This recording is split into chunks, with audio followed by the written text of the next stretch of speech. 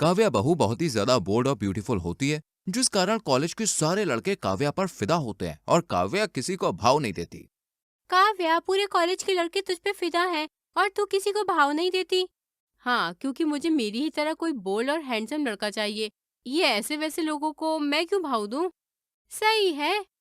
हाँ, मेरी मम्मी तो मेरे लिए मेरे ही जैसा लड़का तलाश में है। ग्रेट। इसके बाद दोनों अपने अपने घर के लिए निकल लेती है। काव्या के घर वाले उसके लिए एक अच्छा रिश्ता ढूंढ रहे होते हैं और जल्द ही काव्या के पेरेंट्स को सोहेल नाम का एक अच्छा लड़का मिल भी जाता है, जो कि दिखने में बहुत ज्यादा हैंडसम होता है और वो काफी रिच भी होता है। वहीं काव्या की पढ़ाई होते ही घर वाले सोहेल से उसकी शादी करवा देते हैं। एक दिन की बात है। Baby, I am so lucky कि मुझे तुम मिली, पर तुम्हारे घर वालों ने तुम्हारी शादी इतनी जल्दी क्यों कर दी? जिसके घर वालों को तुम्हारे जैसा हैंडसम दामाद मिलेगा, वो क्यों रुकेगा भला? बात तो सही है। वहीं काव्या और सोहेल की मैरिड लाइफ काफी अच्छी चल रही होती है और ससुराल वाले भी काव्या से काफी खुश थे।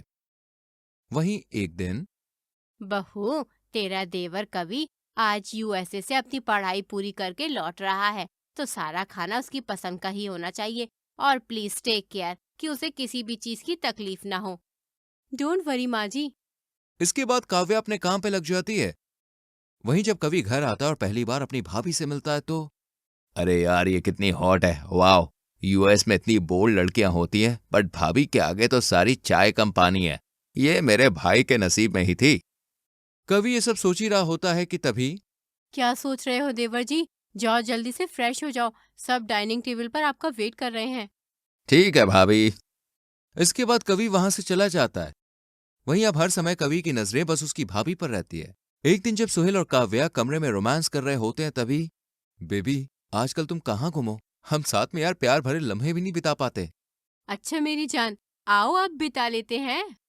इसके बाद दोनों रोमांस करने लगते हैं। छमक छल्लो छैल छबीली, कहते हैं मुझको रास रसीली।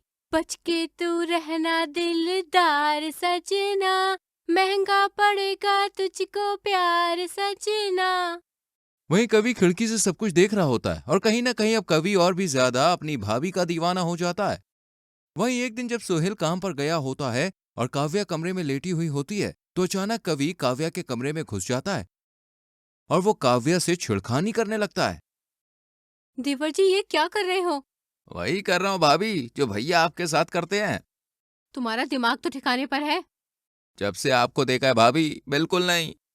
इसके बाद कवि काव्या के साथ जबरदस्ती करने लगता है और तभी वहां पर सोहेल आ जाता है और कवि को मार मार के घर से बाहर निकाल देता है।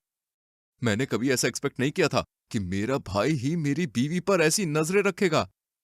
सॉरी भैया, मुझे माफ कर दो, अब मैं कभी भी ऐसा नहीं करूंगा।